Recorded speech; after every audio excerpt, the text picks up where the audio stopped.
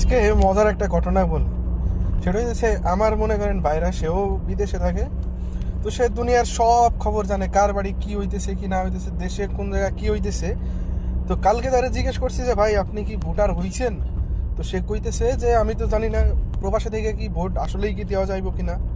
তো যেই জিনিসটা তার দরকার সে কিন্তু আসলে সেই জিনিসটাই জানে না, কিন্তু দেশের কোন জায়গায় কি হইতেছে কি না হইতেছে, কার বাড়ি কি সমস্যা সব সে জানে।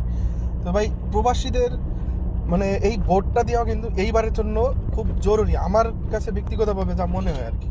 কারণ কখনো কোনো প্রবাসী ভোট দিতে পারে নাই, এইবার নতুন চালু করছে, এবং এইবার যদি তারা ভালো একটা সাড়া পায় অবশ্যই প্রবাসীদের সঠিকভাবে কিন্তু তারা মূল্যায়ন করবে।